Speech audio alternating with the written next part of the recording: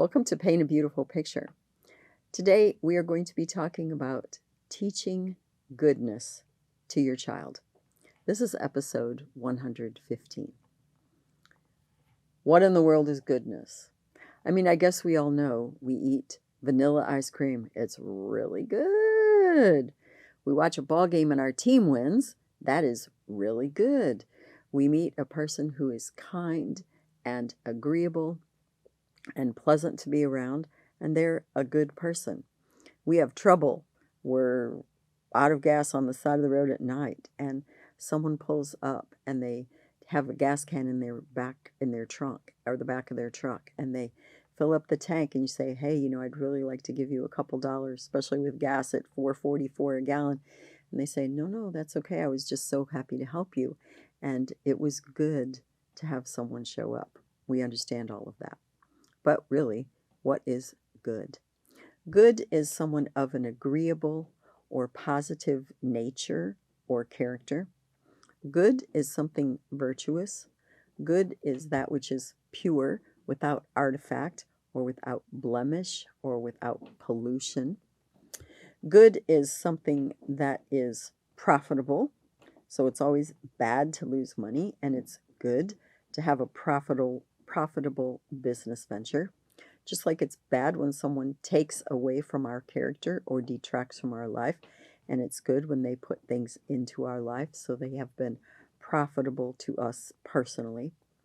Good is something that is virtuous as opposed to something that is evil or wicked. And good is something that is commendable, a behavior that you would love to see rather than one that you would regret to see or be disappointed in seeing. So you're going to teach your child goodness. How in the world is that going to happen? Here's my question for the day for you, and that is, am I a good person? Occasionally you'll hear people and they'll go around and they'll do this whole, well, I know I'm a good person. I know I'm a good person. I know I'm a good person. Whenever I hear someone do that repeatedly, I understand I'm probably not dealing with a good person. Because they keep trying to say it out loud to make themselves feel better. There's probably a massive character flaw in that person. Or, and this is really truly a legitimate possibility, they've heard all their lives from someone that was significant, their mom or their dad, or a whole group of others that were significant. And I understand this one with the dysfunctional family that I grew up in. They have heard terribly negative messages their whole life, and they're convinced there isn't anything good about themselves, and they're trying to bolster themselves up. I know I'm a good person. I know I'm a good person. I know I'm a good person, to offset all those horribly negative messages they heard for such a long time. The other possibility is I'm dealing with an insecure person who doesn't believe much that's good about themselves, even in spite of evidence, or who has a hard time seeing much good about themselves because they tend to just look at the negative side no matter what. The bottom line is, if we are a good and a decent person, if we do live a moral and virtuous life, if we are often pleasant and agreeable, and we are contributing something to another person's life, then we do understand, basically, I am a good person. I'm not talking about goodness in the sense that I'm good enough to go to heaven and God's just going to be happy to let me in the door. Don't misunderstand me. No one is that good. But I want you to really get what I'm saying to you. If you believe at a very basic level that you're a horrible, terrible, bad, awful person, then you don't have any self-esteem. You don't have any self-comprehension of parts of you that are good. And actually, you have some trouble. And so you don't want your child to grow up with an imbalance either direction, but you do want to teach your child goodness. That means they need to understand how to listen and obey.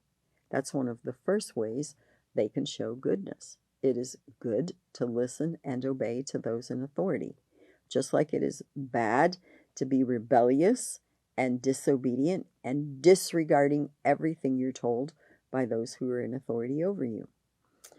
Probably the clearest example any of us can understand is it is good to comply with the laws of the land, because if you don't, You go running around your whole neighborhood or all over your county at 120 miles an hour, which is bad because you're disobeying the law. Sooner or later, you're going to kill someone, you're going to destroy your property or someone else's, and you're very liable to end up in jail. So bad things often have bad consequences. Good things, though it may not be readily apparent, have good consequences in that you get to continue to live your life at liberty, drive a car, go to work, take your kids to school, go to the grocery store and obtain food because you've been living a good life in complying with the law. You might not think of going to the grocery store as a great privilege, but in actuality, it is because you've been following the laws of your land. You have the privilege of going grocery shopping in your own vehicle, whatever you want, even at 1 o'clock in the morning if you happen to live by a 24-hour Walmart. This is good. All right, let's put it into more practical terms that you're going to use with your child. You say to them, it's good to do your homework. Because you know what? If you don't, it's 9:30 at night and you're frantic and you're screaming and you're crying and you're going to miss sleep. And as your parent, I'm going to miss sleep. And the entire household is going to be in an uproar. Or you won't be able to get your homework done because you don't have time and you should have talked about it at 4 o'clock when you walked in the door. And now you're going to get a failing grade. That's not good when all you had to do was plan ahead in order that it could happen. So to have an agreeable life, you need to do good things, sensible, practical, reasonable things. Do your homework when you get home. There may be exceptions. You might have a ball game. You might have a birthday party on Saturday afternoon. It's going to take up much of your day. And we usually do your big projects and get ready for tests on Saturday. Sometimes there are going to be changes in plans, but it is good to have a scheduled, consistent, regular time when you tackle the tasks that need to get done. That's good, and it has a good result. So you're teaching your child what goodness really is. If someone in your neighborhood is handicapped, or there's a deaf child in your neighborhood, someone in your child's classroom has a disability, there's a young person in your child's school who's in a wheelchair, they have cerebral palsy, or they have some form of paralysis. You can teach goodness to your child by encouraging them to be friends. This is virtuous. This is doing kindness to someone who may not be able to return it in the same way, or someone who doesn't see much kindness and might even experience ridicule. So you teach your child goodness by saying, I think it would be a really good idea to invite this young person over to our house for an after-school snack. They might be like, oh, Mom, they're so weird. Nobody likes them. It's ridiculous. You got to be kidding me. And here's your opportunity to teach goodness. And you say, do you know, just because they're in a wheelchair, just because they don't hear very well, just because they have a handicap, they're just like you inside. They want friends. They want to be accepted. They want to feel important. So let's just give it a chance. If you don't think they're friend material, I acknowledge that. Not everybody is. But you can at least have the opportunity to show kindness. I think this would be a good thing. And you can teach goodness to your child in that manner. And who knows, they might actually turn out to be a really good friend. There's a woman that I went to church with. She said she was always afraid of handicapped people. When she went to college, there was this brilliant guy in a class that she had who happened to have cerebral palsy. Had an absolutely amazing mind, but frequently his body was weak. She ended up marrying him. After a couple years, when she got to know him, he was probably the most amazing human being she had ever known. These are her own words. That's what she said. She said, you know, I think Rick was the most amazing person I've ever known in my entire life. There was no way I would even think about marrying someone else. And after a while, I didn't think about the implications of what went on with his body because I was so in love with him. See, she did something good for him and ended up doing something good for herself, because if she had let her fears rule her life, she would have never gotten to know this young man, and they wouldn't have ever gotten married. So you do encourage your kids to do good things. You never know where it might lead.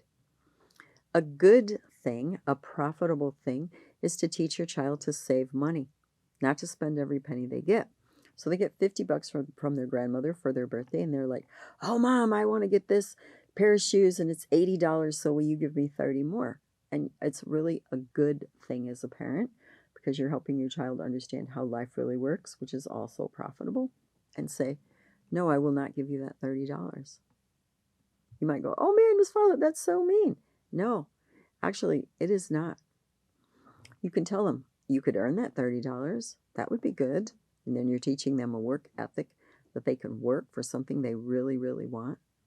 But you can also say to them, you need to save $5 to $10 out of that money that your grandma gave you, because you save money out of every batch of money you get, whether you earn it or it's a gift. You're teaching your child the profitability of saving money. No matter what, they need to save money out of everything they ever get. And then you can give them jobs to do around the house. If that $80 purchase is really a worthwhile one and it means a lot to them. And you can tell, because if they only mention it once, they didn't really care. If they keep harping on it for months, they do care. So give them ways to earn that money. Whether that's washing the car on a Saturday, and I don't mean a slapdash job. I mean a killer job of washing that car. You give them 10 or 15 bucks for doing that. You give them extra chores above and beyond their regular responsibilities in the house, so they can earn that themselves. Oh, and then they really do have pride of ownership, which is a good thing, and a strong sense of, I can work hard and earn what is important to me, which is also another good lesson. You have so many opportunities as a parent to teach goodness to your child. Let me give you one more thing. In their relationship with God, you can teach them that it's like this. I just had this discussion with a young lady the other day. She said, well, I know God, so, we're buds at least. I said, okay, let me ask you a question. If you were married, but your spouse never ever touched you, never hugged and kissed you, didn't love you, what would you think? Yeah, that would be the pits. I said, and what if you were married but they never talked to you? They didn't sit down to have a conversation with you. They didn't share with you what was going on in their life or in their inner world. How would that be? Wow, what's the point of being married? And then they got it. Because you know what? If you have this far, far away relationship with God, like you kind of know each other, so you're at least hooked up somehow, but you're not talking to him, you're not sharing your heart and your thoughts with him, you're never being alone with him and letting his love wash over your life and overwhelming you. Yeah, what kind of a relationship is that? You need to teach your child that they need to have a good relationship with God.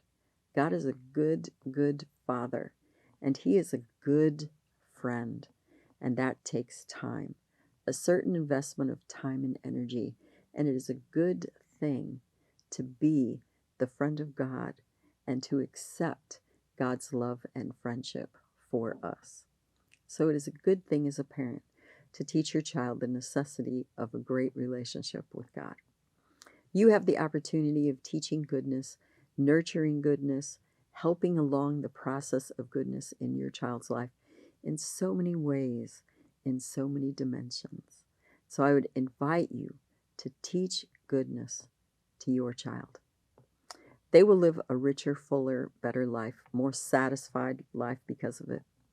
They will be a better contributor to society, to the culture around them, and to their own family.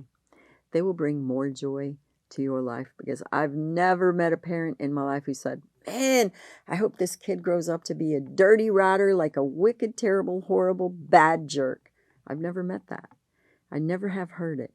Parents say, I really want my child to grow up and be a good person, a good man, a good woman. So give yourself the gift of a great child by teaching them goodness. It's been so good having you with me today on Paint a Beautiful Picture. You may find additional information on our paintabeautifulpicture.com website. Additionally, you may watch me on Rumble, and you may also listen to a podcast on Buzzsprout or Spreaker, all under the name Paint a Beautiful Picture. If you like this video, please give me a thumbs up. You may subscribe, and if you are interested in receiving notifications, please hit the notifications button.